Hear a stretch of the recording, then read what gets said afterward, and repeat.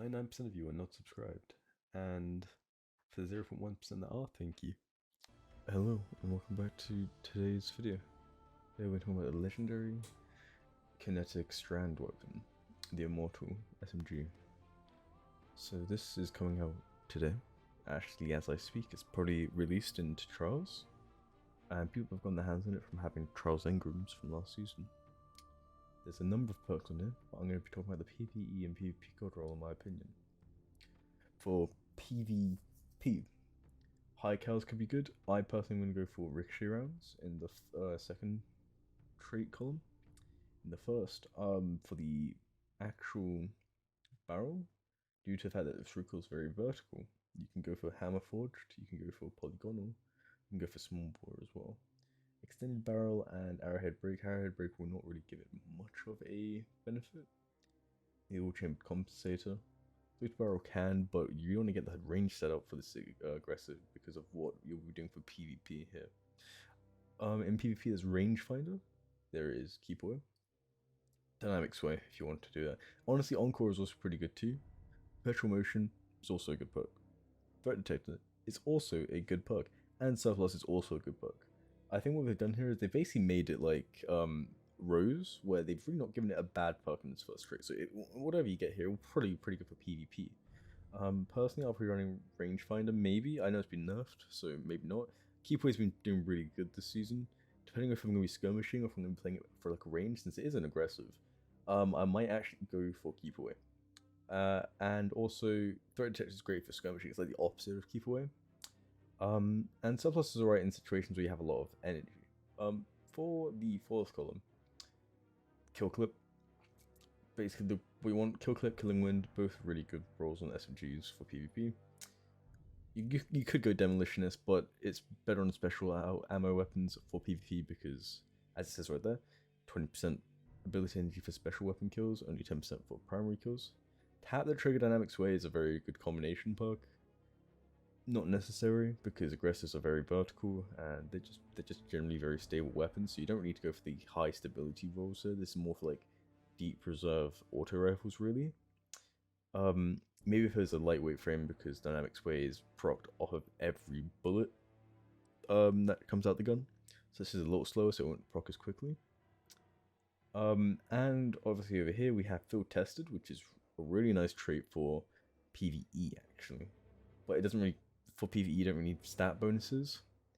But it takes so long to get these stacks up, and you lose them on death, so it's not really a PvP. Even though it looks like it could be good for PvP, unless you're unless you're consistently going for we ran out of medals, you're not really using this perk. One quiet moment or alacrity. One quiet moment is pretty good for just 6v6s. Alacrity is really good for trials, obviously. And that is my PvP god roll. High cal ricochets, going for hammer forge, polygonal, or small bore. With literally these perks, me personally, keep away, rangefinder, perpetual. With either tap the trigger or kill clip roll. Kill clip if you're just doing like 66 stuff. Maybe tap the trigger if you're in like 3v3s. And now time for PvE. And PvE doesn't really matter about range per se, so you could go for a corkscrew rifling. That looks pretty good. Maybe play an extended mag since you might want to play surplus or perpetual motion here. Or even threat detector actually. Hatchling will be a very good perk on this weapon. This looks to be the better strand SMG out of the two, the one you can get on Neomuna and this one. So hatchling will probably be very good for PvE. This can also run target lock kinda mid, very like unless you're running extended mag with a backup mag, it's really not gonna be useful. And depending if you're playing GM content for the overloads and shit, maybe keep away actually here. Playing like a keep away and focus fury, or keep away and hatchling. For high level content I wouldn't even really use this because it's just no reason to, really. As you can see over here on the popular trait combos, basically what I've said. A lot of rangefinder target locks, but I feel like this is because people are getting this is like still a very rare weapon, I guess you could say. So people aren't like keeping rolls that aren't exactly optimal. Perpetual motion tap the trigger is also pretty okay.